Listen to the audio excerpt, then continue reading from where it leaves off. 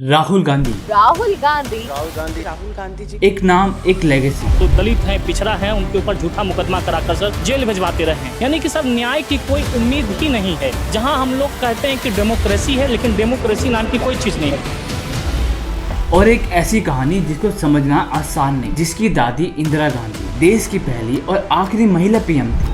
कि मैं जीवित रहूं या नहीं रहूं, और जब तक मुझे सांस है तब तक सेवा ही ले जाए। जिसके पिता राजीव गांधी देश के पहले युवा प्रधानमंत्री बने। गांधी जी ने कहा था कि स्वराज की मेरी कल्पना ये नहीं कि सत्ता कुछ ही लोगों के हाथ में आ जाए, बल्कि ये है कि जनता में सत्ता का दुरुपयोग रोकने की क्षमता पैदा हो। और वही राहुल जिसे देश ने पप्पू बोल के मजाक बनाया। आपके लिए मैं पप्पू हूँ। क्या सच में राहुल गांधी सिर्फ एक मजाक है, या उनका सफर एक ऐसे कमबैक की कहानी है जो आने वाले टाइम पर उनको हमारे देश का प्रधानमंत्री बना सकता है? आइए समझने की कोशिश करते हैं राहुल गांधी की अपनी असली कहानी। देखिए, कहानी की शुरुआत होती है 19 जून 1970 में, जब राजीव गांधी और सोनिया गांधी के घर एक लड़का पैदा होता है जिसका नाम रखा जाता है राहुल गांधी। अब सोचिए, जिसका जन्म हो रहा है उसकी दादी देश की प्राइम मिनिस्टर थी, यानी कि वो पहले से ही पावर में थे। अब जब दादी देश की प्रधानमंत्री है तो जाहिर सी बात है उनकी पढ़ाई कोई नॉर्मल स्कूल में तो नहीं होने वाली है। तो इसीलिए उनका एडमिशन होता है सेंट कोलंबिया स्कूल में, जो कि उस टाइम पर दिल्ली का सबसे बड़ा स्कूल था। मतलब कि उनको हर चीज टॉप क्लास की मिलती थी। फिर आता है 1981, जब राहुल गांधी उत्तराखंड के दून स्कूल में अपना एडमिशन लेते। ये स्कूल भी उस टाइम का टॉप स्कूल था और वहाँ पर सिर्फ हाई प्रोफाइल के लोग थे जो उनके बच्चे ही पढ़ा करते थे। सब कुछ ठीक चल रहा था, उनकी लाइफ भी बड़ी स्मूथ चल रही थी। फिर साल आता है 1984, जब उनकी पूरी दुनिया पलट जाती है। इंदिरा गांधी, जो राहुल गांधी की दादी भी थी और साथ ही हमारे देश की प्राइम मिनिस्टर भी थी, उनकी हत्या हो जाती है। देशद्रोहियों ने मेरी माँ मुझसे छीन ली।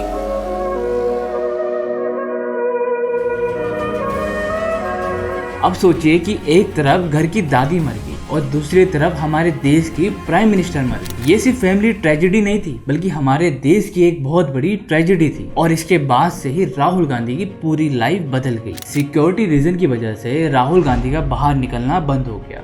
यहाँ तक कि टीचर भी उनके घर में पढ़ाने आते थे, उनके घर को ही क्लासरूम बना दिया गया था। राहुल गांधी 24 घंटे घर के अंदर ही रहते थे। उनका बाहर निकलना ऑलमोस्ट पूरी तरह से खत्म हो गया था और इसी सिक्योरिटी की वजह से उनकी लाइफ पूरी तरह से खत्म हो गई। काफी लंबे इंतजार के बाद 6 सालों के बाद राहुल गांधी को 1990 में फॉरेन पढ़ाई के लिए भेज दिया गया। वो यूएसए जाते हैं और हार्वर्ड यूनिवर्सिटी में अपना एडमिशन लेते। सोचिए कि दुनिया का टॉप कॉलेजों में से एक हार्वर्ड यूनिवर्सिटी भी है। लेकिन 1991 में एक बहुत बड़ी ट्रेजेडी हो जाती है। राहुल गांधी के पिताजी राजीव गांधी को गोली मार के उनकी हत्या कर दी जाती है। और उस टाइम पर राजीव गांधी देश के प्राइम मिनिस्टर हुआ करते थे। आत्मघाती हमले में भारत के पूर्व प्रधानमंत्री राजीव गांधी की मौत।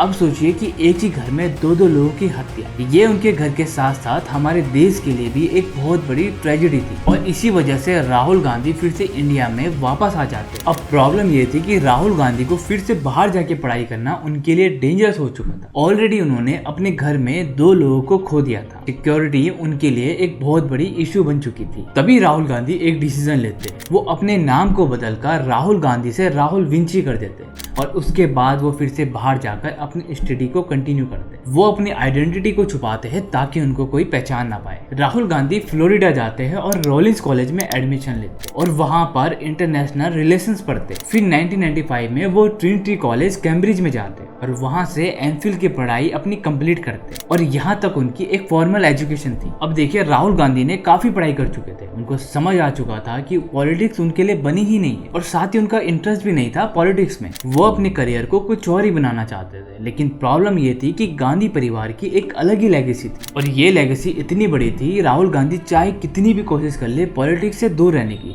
ये उसे वापस लेके आ ही जाती है। राहुल गांधी ने खुद एक बार कहा था कि पॉलिटिक्स ने पहले तो मेरे दादी को छीन लिया, उसके बाद मेरे पिताजी को छीन लिया। You're a born Gandhi, you're like royalty here. No, it's not. I mean, that's something that has been drilled into us, first by my grandmother, then by my father.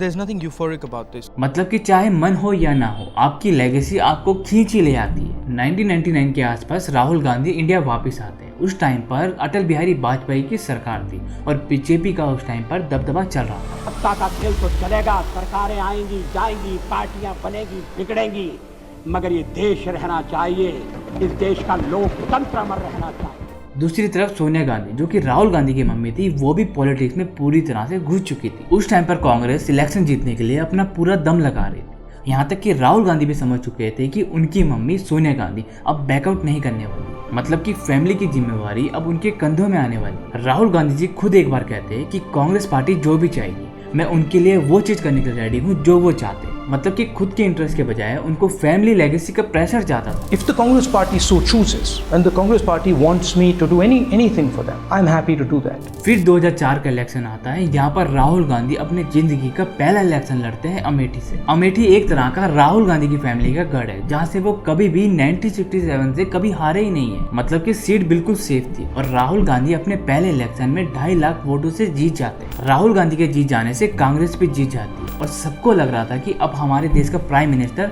Sonia Gandhi बनने वाली है। लेकिन यहाँ पे राहुल गांधी एक डिसीजन लेते हैं, वो सोनिया गांधी जी को मना कर देते हैं पीएम बनने से, क्योंकि पहले इंदिरा गांधी की पीएम बनने के बाद हत्या हो गई थी और उसके बाद पीएम बनने के बाद राजीव गांधी की भी हत्या हो गई थी। और इसीलिए राहुल गांधी जी को डर था कि अगर सोनिया गांधी पीएम बन जाती है तो उनके साथ भी वही होने वाला है जो पहले राजीव गांधी और इंदिरा गांधी के साथ हुआ था। और फिर सोनिया गांधी जी राहुल की बात मान लेती है और पीएम नहीं बनती। और फिर 22 मई 2004 को कांग्रेस से डॉक्टर मनमोहन सिंह को प्रधानमंत्री की कुर्सी दे दी जाती है। देखिए, ये राहुल गांधी का वो डिसीजन था जिससे कि उन्होंने अपनी फैमिली को रिस्क से बचाया था। अभी तक राहुल गांधी का ना ही राइज हुआ था ना ही डाउनफॉल हुआ था, वो अभी तक एक सिर्फ नॉर्मल पॉलिटिक्स ही थे। वो एक सीट जीते भी थे जो कि उनकी एक फैमिली सीट थी। लेकिन इलेक्शन जीतने के बाद राहुल गांधी चुप नहीं बैठे, उन्होंने उत्तर प्रदेश के अंदर रैलियां शुरू कर दी। किसान, दलित, छोटी बड़ी कास्ट, उन्होंने सबको एक साथ लाने की कोशिश करी। राहुल गांधी कहते थे कि हम कभी भी किसी को डिवाइड नहीं करते, हम सबको एक साथ लाने की कोशिश करते, और यही राहुल गांधी की बात लोगों को पसंद भी आई। राहुल गांधी के जो इंटरव्यू हुआ करते थे वो इंग्लिश में रहते थे और जिसकी वजह से लोग उनकी पर्सनैलिटी से अट्रैक्ट भी होते थे। फिर आता है साल 2009 का इलेक्शन। फिर से राहुल गांधी अमेठी से उठते हैं और लगभग 3.5 लाख से भी ज्यादा वोट से जीत जाते हैं और कांग्रेस को भी फिर से 206 सीटें मिलती है और मनमोहन सिंह को दोबारा से प्रधानमंत्री बना दिया जाता है। इस टाइम से राहुल गांधी को एक राइजिंग लीडर के रूप में लोग देखने लगे थे। लेकिन असली ट्विस्ट आता है 2014 में, जब नरेंद्र मोदी एक नए स्टार बन के सामने आते हैं। अच्छे दिन आने वाले का कैंपेन पूरे देश में काफी ज्यादा वायरल होने लगता है।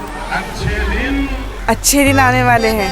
सही बात, मोदी जी को जिताएंगे, भाजपा को बहुमत दिलाएंगे, तभी तो अच्छे दिन आएंगे। मोदी जी अपनी इमेज को एक चाय वाला बताते हैं और साथ ही राहुल गांधी की इमेज को शहजादा बताते हैं, मतलब कि जिसको सब कुछ बन बनाया मिला है। शहजादे, सरकार आपकी है। ये नैरेटिव सबके दिमाग में बैठ गया और इसका रिजल्ट 2014 के इलेक्शन में भी देखने को मिला। बीजेपी को एक तरफा विक्ट्री मिलती है और कांग्रेस सिर्फ 44 सीट पे ही सीमित रह जाती है। राहुल गांधी अपनी अमेठी की सीट को जीत तो गए, लेकिन कांग्रेस पूरी तरह से हार गई। मतलब जहां 2009 में 206 सीटें थी, आज वही सिर्फ 44 सीट ही रह गई। उस टाइम के राहुल गांधी के इंटरव्यू को अगर हम देखें तो ऐसा लगता है कि उनको कोई फर्क नहीं पड़ा है। जनता मालिक है और मालिक ने ऑर्डर दिया है, डायरेक्शन दिया है, तो मैं सबसे पहले नरेंद्र मोदी जी को, बीजेपी को बधाई देना चाहता हूँ। वो कहते हैं जनता मालिक है और उन्होंने ऑर्डर दिया और मैं साथ ही नरेंद्र मोदी को बधाई देता हूँ। उनको लगता था कि हम आगे जीत जाएंगे, लेकिन उनको ये अंदाजा नहीं था कि आज से ही उनका जो डाउनफॉल है वो स्टार्ट होने वाला है। उसके बाद जब 2016 में जियो इंट्रोड्यूस होता है तो सभी के हाथ में स्मार्टफोन आ जाते हैं, इंटरनेट काफी ज्यादा सस्ता हो जाता है। अब न्यूज और मीम सभी तक आसानी से पहुंच रहे थे। मीडिया वैसे तो मोदी जी की तारीफ कर रहा था, लेकिन वहीं पे राहुल गांधी को पप्पू बना रहा था। आपके अंदर मेरे लिए गुस्सा है, आपके लिए मैं पप्पू हूँ।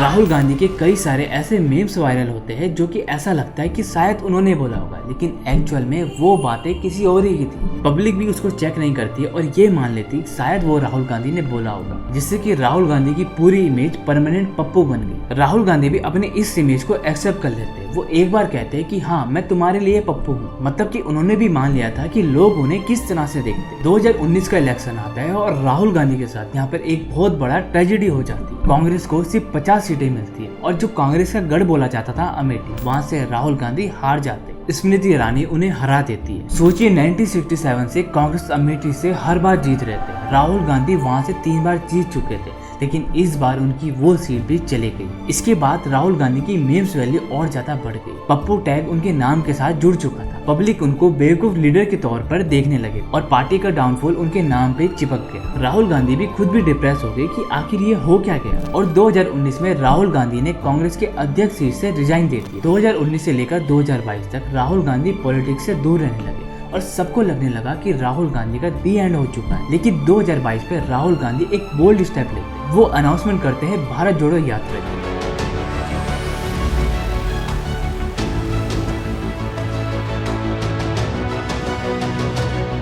जो कि 3750 किलोमीटर की होने वाली थी, जो कि वो पैदल ही उसको तय करने वाले थे।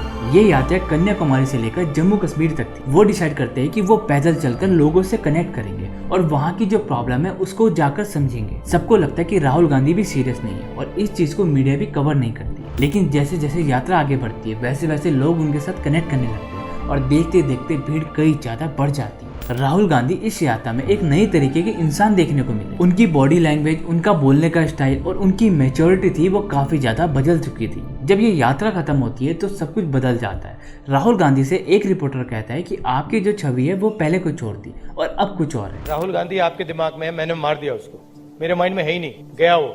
मतलब कि अब वो पुराने राहुल को खत्म कर चुके हैं। अब जो राहुल है वो नए तरीके का है। भारत जोड़ो यात्रा के बाद राहुल गांधी को एक अच्छे लीडर के तौर पे लोग देखने लगे। कई सारे एजुकेटर राहुल गांधी के बारे में कहते हैं कि इतने बार हारने के बाद भी इंसान खड़ा है तो उसमें कुछ तो बात होगी। राहुल गांधी अदानी अंबानी के इशू उठाते हैं, फार्मर के इशू उठाते हैं और साथ ही यूथ के भी इशू उठाते हैं। मतलब कि फाइनली वो अपोजिशन का एक अच्छा रोल प्ले करने लगे और आज राहुल गांधी एक नए फेस में खड़े जहाँ पर उनकी कहानी एक शहजादे से लेकर पप्पू बनाने तक चली गई थी, वहाँ से एक फाइटर लीडर तक बनने तक आ गई है। राहुल गांधी की जर्नी आसान नहीं है। हर जगह हर स्टेप में राहुल गांधी को कहा जाता था तुम तो शहजादे, तुम्हें जो मिला है वो सब कुछ विरासत में मिला। अपनी फैमिली की ट्रेजेडी, साथ ही लोगों का मजाक झेलना पड़ा। लेकिन 2022 के बाद राहुल गांधी ने अपना एक नया चैप्टर शुरू कर दिया और ये चैप्टर लोगों को पसंद भी आ रहा है और साथ ही वो काफी अच्छा अपोजिशन का रोल प्ले भी कर रहे हैं। बाकी आपका इस बारे में क्या कहना है हमें कमेंट में जरूर बताएं। मिलते हैं नेक्स्ट वीडियो में, तब तक के लिए जय हिंद जय भारत।